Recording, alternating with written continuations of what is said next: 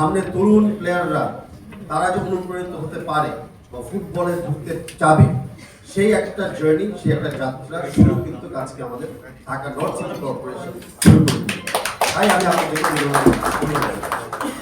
আমি বক্তব্য বেশি লম্বা করবো না, দুই একটা কথা তো বলতে হয় সিটি কর্পোরেশনের ব্যাপারে।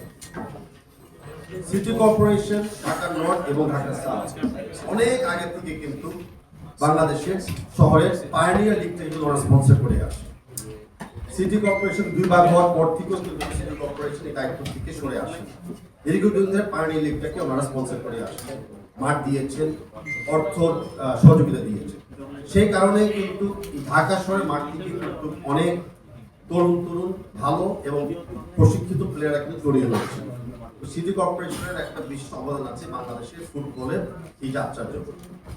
সিটি কর্পোরেশনের সাথে কিন্তু আছে ওনাদেরই পার্টনার রাজু এবং ক্যান্টনমেন্ট বোর্ড।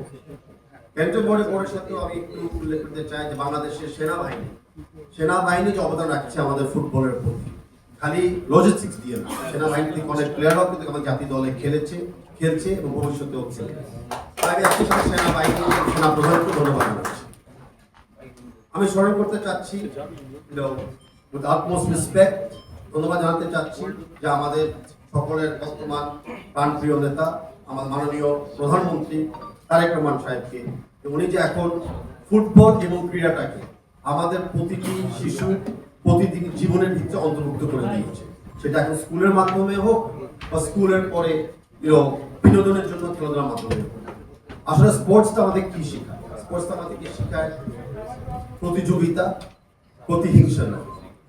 স্পোর্টস আমাদেরকে শেখায় ভালো স্বাস্থ্য, শারীরিক এবং মানসিক স্বাস্থ্য ঠিক রাখার জন্য। আমরা সবসময় জানি যে good health prevention is better then reaction. ক্রীড়ার মাধ্যমে কিন্তু আমরা প্রিভেন্টিভ মেজার নিতে পারি আমাদের স্বাস্থ্যের জন্য।